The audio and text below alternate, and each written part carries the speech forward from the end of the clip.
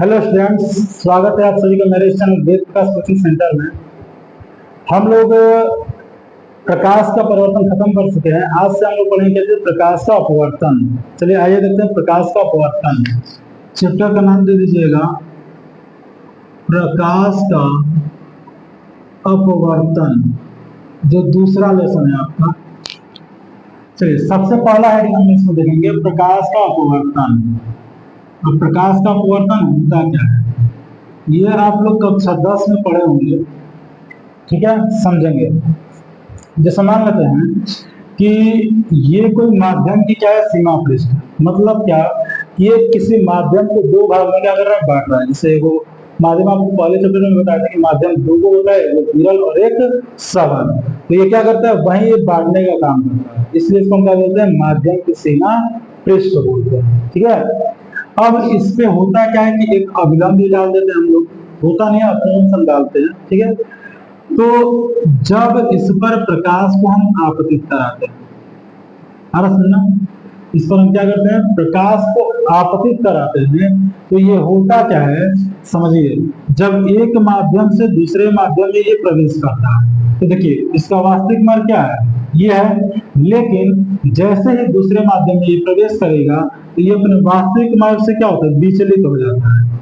या तो अभिलंब की ओर आ जाएगा, या तो अभिलंब से दूर हट जाएगा।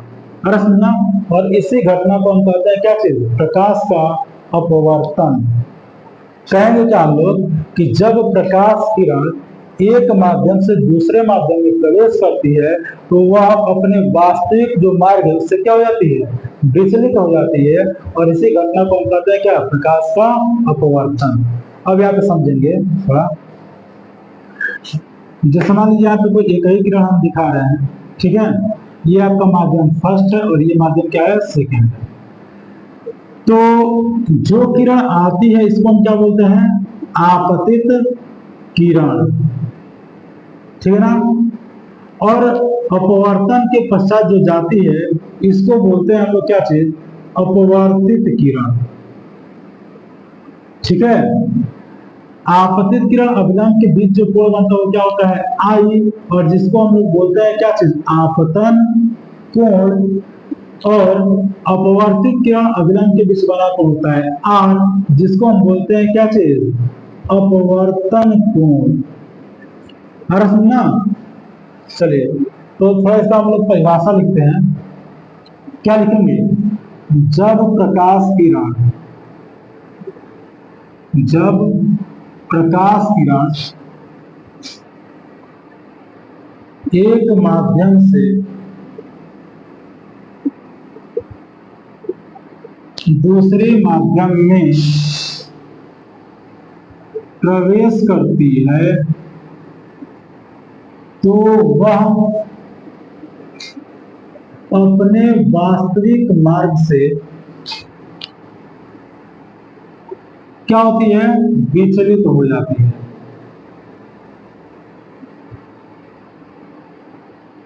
विचलित हो जाती है। इसी घटना को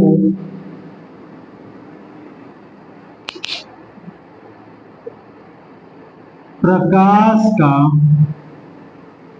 अपवर्तन कहते हैं।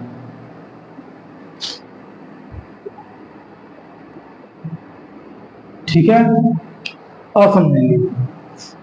जिस प्रकार हम लोग परावर्तन में दो नियम पढ़े थे, उसी प्रकार अपवर्तन में भी क्या करना, दो नियम पढ़ना है। तो समझेंगे, हेडिंग दे दीजिएगा अपवर्तन के नियम।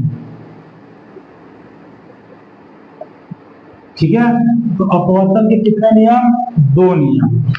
यहां पे लिखेंगे अपवर्तन के दो नियम। अब पहला नियम क्या है, तो पहला ठीक वही परावर्तन वाला है। आपतित किरण, अपवर्तित किरण और अभिलंब ये तल के एक ही बिंदु पर क्या होते हैं, स्थित होते हैं। यहाँ पे लिखेंगे हम लोग आपतित किरण, अपवर्तित किरण तथा अभिलंब तल के एक ही बिंदु पर क्या होते हैं, स्थित होते हैं। ठीक है, चलिए दूसरा नियम देखते हैं। ये जो आपतन कोण दिया गया है और ये जो अपवर्तन, अरे सुनना, तो इन दोनों की ज्या का मतलब क्या होता है, साइन। अरे सुनना, तो इन दोनों की ज्या का जो अनुपात होता है वो क्या होता है, नियतांक होता है। अर्थात हम यहाँ पे लिख सकते हैं कि आपतन कोण की ज्या, आपतन कोण की ज्या तथा अपवर्तन कोण की ज्या का अनुपात सदैव एक नियतांक होता है। अर्थात यहाँ पे हम क्या लिख सकते हैं, तो sine i by sine r is equal to नियतांक, या इसी को हम किससे दिखाते हैं, एन से। तो ये हो गया। ठीक है, तो इसको नोट करिएगा। चलिए थोड़ा नोट में देखेंगे हम लोग। नोट फर्स्ट समझिए, जैसे मान लो ये क्या है, एक माध्यम की सीमा पृष्ठ है और ये क्या हम लोग का अभिलंब है, ठीक है ना। और इसको हम मान लेते हैं क्या चीज, विरल माध्यम, और ये हो गया क्या चीज, सघन माध्यम। जैसे अभी हम आपको परिभाषा में बताया था फिगर बनाते समय कि जो किरण क्या होती है, अपवर्तित होती है, वो कभी अभिलंब की ओर आती है और कभी अभिलंब से क्या हो जाती है, दूर हो जाती है। तो कब अभिलंब की ओर आएगा और कब अभिलंब से दूर, इसको समझते हैं हम लोग। जब प्रकाश किरण विरल माध्यम से, तो समझ लो इसको वास्तविक मार्ग ये है, ऐसे जाएगा। अरे सुनना, तो इसका क्या होगा, अपवर्तित होगा, वास्तविक मार्ग में तो जाएगा नहीं। तो जब प्रकाश किरण विरल माध्यम से सघन माध्यम में प्रवेश करती है तो वो अभिलंब की ओर क्या होती है, झुक जाती है। अरे सुनना, और थोड़ा सा ध्यान दीजिएगा कि जब विरल माध्यम में प्रकाश रहती है तो उस समय इसका वेग मान लेते हैं क्या चीज, v1, और इसका वेग मान लेते हैं क्या चीज, v2। और प्रकाश के गुण में आपको बताया गया है कि विरल माध्यम में प्रकाश की जो चाल होती है वो क्या होती है, सघन माध्यम की अपेक्षा अधिक होती है। तो यहाँ पे हम लिख सकते हैं क्या चीज, कि v1 इज ग्रेटर देन क्या चीज, v2। अरे सुनिए, अच्छा ये चूंकि आपतित किरण है तो यहाँ पे बनेगा कोण आई, और ये अपवर्तित किरण है तो यहाँ पे बनेगा कोण क्या चीज, आर। अब इस कंडीशन में क्या होता है समझिए, यदि शीर्षाभिमुख कोण से देखा जाए तो ये आपका इतना पूरा आई है। अब ये अपवर्तित किरण अपने वास्तविक मार्ग से जितना विचलित हुआ है, इसको कहते हैं हम लोग विचलन कोण, जिसको दिखाते हैं किससे, हम लोग डेल से। किससे दिखाते हैं हम लोग, डेल से। जब कोई प्रकाश किरण अपने वास्तविक मार्ग से जितना कोण विचलित होती है उस कोण को हम क्या कहते हैं, विचलित कोण या विचलन कोण। और सुनना, ये हो गया आपका विचलन कोण डेल। तो यहाँ पे देखेंगे कि आई जो है वो आर प्लस डेल के क्या हो रहा है, बराबर हो रहा है। तो यहाँ पे I is equal to R plus del. तो यदि यहाँ से डेल का मान निकाले तो आर को इधर भेजेंगे तो आई माइनस क्या होगा, आर। तो ये आपका हो गया क्या चीज, विचलन कोण। और इस स्थिति में याद रखिएगा कि आई हमेशा बड़ा होगा किससे, आर से। अरे सुना, तो चलिए लिखेंगे क्या हम लोग, जब प्रकाश किरण, जब प्रकाश किरण विरल माध्यम से सघन माध्यम में प्रवेश करती है तो वह अभिलंब की ओर झुक जाती है। ठीक है, फिगर बना के ये भी आपको नोट करना है। चलिए दूसरा कंडीशन देखेंगे। दूसरा क्या होता है कि जब सघन माध्यम से विरल माध्यम में प्रवेश कराएंगे, यहाँ पे ध्यान दीजिएगा, ये आपका हो गया कौन सा माध्यम, सघन माध्यम, और ये हो गया आपका क्या चीज, विरल माध्यम। तो जब सघन माध्यम से विरल माध्यम में प्रवेश करेगा, देखिए इसका वास्तविक मार्ग ये है, लेकिन होता क्या है कि अविलंब से दूर हट जाता है। और सुनना क्या है कि जब प्रकाश किरण सघन माध्यम से विरल माध्यम में प्रवेश करेगा तो क्या होगा, अविलंब से दूर हटेगा। यहाँ पे समझेंगे, ये आपका आपतित किरण आई हो जाएगा और ये क्या है आपका अपवर्तित किरण पूरा आई। वास्तविक मार्ग इसका ये है, तो इतना देखिए ये क्या हुआ है, विचलित हुआ है, जिसको हम बोलेंगे क्या से, विचलन कोण। और समझना, यहाँ पे समझिए, यदि शीर्षक मुख कोण से देखें तो जितना आई है आपका आई बस इतना है। और समझना, तो इस आई का मान हम कैसे निकालेंगे, तो इस पूरे आर में से डेल को क्या करिए, घटा दीजिए। और समझना, तो यहाँ पे हम लिखेंगे क्या चीज कि आर आई का मान कैसे निकलेगा, इस पूरे आर में से डेल को क्या करेंगे हम लोग, घटाएंगे। यदि डेल का मान हमें निकालना है तो डेल को हम इधर करेंगे और आई को उधर, तो ये होगा आर माइनस क्या चीज आई, ये आपका हो गया क्या, विचलन कोण। अच्छा, अब यहाँ पे थोड़ा समझेंगे, यदि सघन माध्यम में माने प्रकाश की चाल V1 और विरल माध्यम में माने V2, तो इस स्थिति में क्या होगा कि V1 इज लेस हो जाएगा किससे, V2 से। और देखिए आई यहाँ पे छोटा बन रहा है तो आई भी लेस हुआ किससे, R से। और समझना, अच्छा यहाँ पे लिखेंगे क्या हम लोग दूसरा में कि जब प्रकाश किरण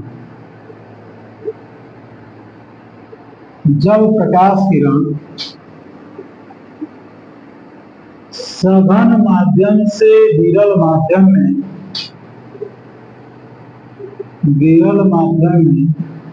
प्रवेश करती है तो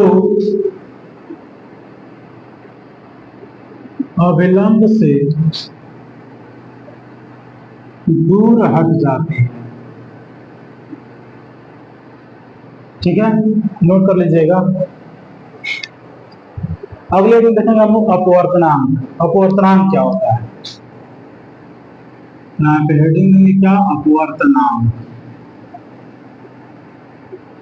समझिए, और ऐसा मान लो यहाँ पे हम कोई तीन माध्यम ले रहे हैं, जैसे मान लो कि पानी ले लिया गया, कांच ले लिया गया और क्या ले रहे हैं, हवा ले रहे हैं। ये क्या है, तीन गो माध्यम है। तो यदि इन दोनों की हम तुलना करें तो तुलना करने में हमें क्या पता चलेगा कि इन दोनों में विरल कौन है और सघन कौन है। तो आप कहोगे कि हवा क्या है, ये विरल है, और पानी क्या है, तो सघन है। विरल सघन के बारे में आपको बताए थे कि जिसके अणु दूर दूर होते हैं क्या कहलाते हैं, विरल, और जिसके अणु पास पास होंगे वो क्या कहलाते हैं, सघन कहलाते हैं। तो इन दोनों की तुलना करते इसके अणु क्या होते हैं, दूर दूर होते हैं, और इसके अणु पास पास, तो ये हो गया सघन और ये हो गया विरल।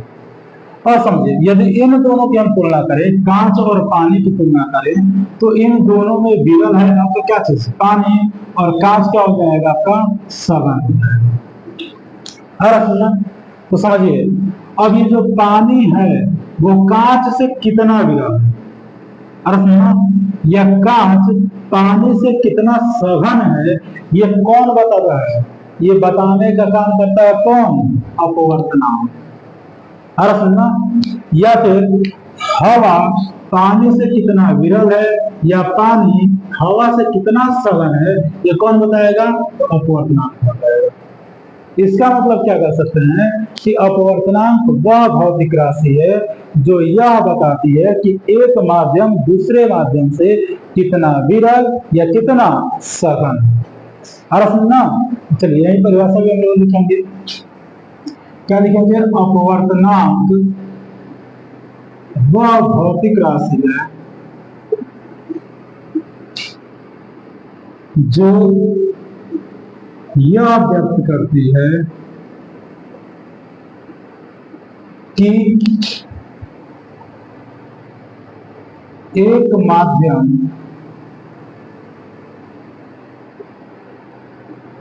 दूसरे माध्यम से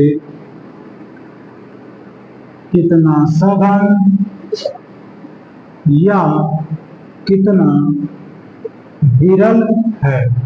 और समझना, ये क्या है, अपवर्तनांक की परिभाषा है। एक चीज और भी करता है अपवर्तनांक, ये दो माध्यमों में प्रकाश की चालों का क्या करता है, अनुपात बताता है। तो यहाँ पे चलिए लिख भी रहे हैं, अपवर्तनांक दो माध्यमों में प्रकाश की चालों का अनुपात बताता है। ठीक है, और इसे दिखाते किससे हम लोग, एन से, इसे एन से प्रदर्शित करते हैं। ठीक, तो एन बराबर होगा क्या, V1 बाई V2। ठीक है, ये क्या हो गया, अपवर्तनांक। अब एक समझेंगे कि अपवर्तनांक जो होता है इसको हम प्रदर्शित कैसे करेंगे, देखेंगे कैसे। अरे सुनो, तो थोड़ा सा ध्यान दीजिएगा। जैसे मान लो हम यहाँ पे कहें कि हवा के सापेक्ष जल का अपवर्तनांक, इसको कैसे प्रदर्शित करेंगे। अरे सुनो, एक चीज यहाँ पे समझिएगा, मान लो अपवर्तनांक को हम किससे दिखाते हैं, एन से दिखाते हैं, ठीक ना। अब यहाँ पे कह रहा है कि हवा के सापेक्ष किसका बताना है, जल का अपवर्तनांक बताना है। तो जिसका बताना रहेगा उसको हम लास्ट में प्रदर्शित करेंगे, और जिसके सापेक्ष कहेगा उसको हम पहले लिखेंगे। अरे सुनना, इसका मतलब कि देखिए हवा के सापेक्ष जल का अपवर्तनांक पूछा है, तो अपवर्तनांक को पहले एन लिख लीजिए, और हवा के सापेक्ष कह रहा है तो जिसके सापेक्ष कहेगा उसको पहले, और जल के अपवर्तनांक निकालना है तो इसको हम क्या लिखेंगे, बाद में। अरे सुनना, अब ए डब्ल्यू क्या है, ए से एयर बने हवा और डब्ल्यू से वाटर बने क्या चीज, जल। इसी प्रकार कांच को हम जी से दिखाएंगे और हीरा को डी से यानी डायमंड। अरे सुनना, तो यदि यहाँ पे एक चीज और पूछ रहे, क्या चीज, कि जल के सापेक्ष कांच का अपवर्तनांक, अब इसको कैसे दर्शाएंगे।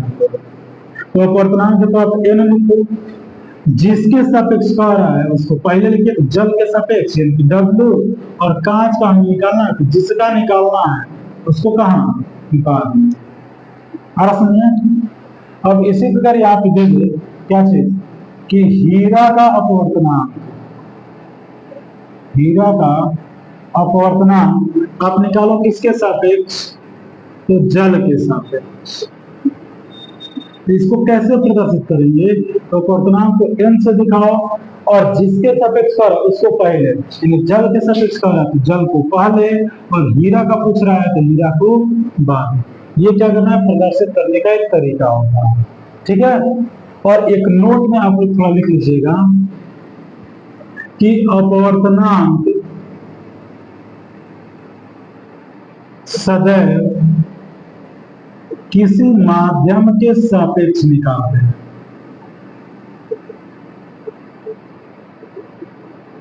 निकाला जाता है, ठीक ना।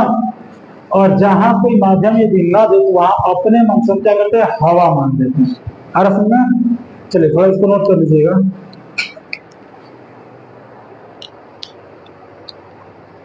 चलिए थोड़ा नोट में देखेंगे हम लोग, नोट, जल का जो अपवर्तनांक होता है ना, और इसको दिखाते किसे हम लोग, अपवर्तनांक निकालना है किसका, जल का, और कोई माध्यम नहीं दिया तो वहां पे क्या मानेंगे लोग, एयर मानेंगे। और इसका जो अपवर्तनांक होता है वो होता है 1.3। ठीक है, इसी प्रकार यदि कांच का अपवर्तनांक देखें, कांच का अपवर्तनांक, तो ये होगा क्या चीज, ये होता है कितना, 1.5। इसी प्रकार हम हीरा का अपवर्तनांक देखें, हीरा का अपवर्तनांक, तो ये होगा क्या चीज, ये होता है 2.4। ठीक है, तो इसको थोड़ा आप लोग क्या करना है, याद रखना है। जैसे मान लीजिए इसको हम यदि चेंज करते हैं दोनों के रूप में, तो ये आपका होगा 4/3 और 3/2, और ये होगा आपका 12/5। तो थोड़ा इसको आपको क्या करना है, तीनों को याद रखना है, किसका कितना अपूर्णांक होता है।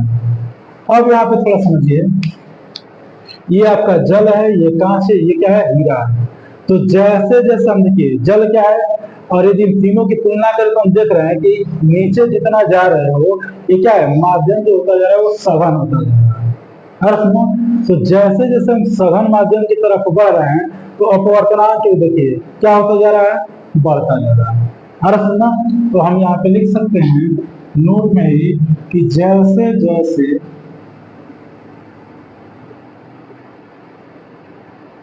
माध्यम सघन होता है, ठीक है ना, अपवर्तनांक का मान, अपवर्तनांक का मान क्या होता है, बढ़ता जाता है। ठीक है, जैसे जैसे हम सघन माध्यम की ओर बढ़ेंगे, अपवर्तनांक का मान क्या होता जाएगा, बढ़ता जाएगा। अच्छा, एक चीज थोड़ा और समझेंगे, यदि हम किसी माध्यम को क्या करें, गर्म करें, तो जब किसी भी चीज को हम गर्म करते हैं तो उसके जो अणु होते हैं वो क्या होते हैं, दूर दूर हो जाते हैं। आगे समझना, तो जब किसी माध्यम को हम गर्म करेंगे तो उसका अपवर्तनांक क्या होगा, घटेगा। क्यों घटेगा, तो वो उसके अणु दूर दूर होंगे, और जब अणु दूर दूर होंगे तो क्या होंगे, विरल माध्यम में चले जाएंगे। अरे समझना, तो यहाँ पे हम लिख सकते हैं क्या चीज, कि जब किसी माध्यम को गर्म करते हैं,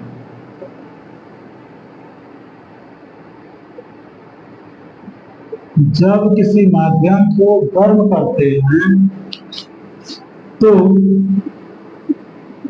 अपवर्तनांक का मान घटता जाता है। ठीक है, थोड़ा नोट कर लीजिएगा।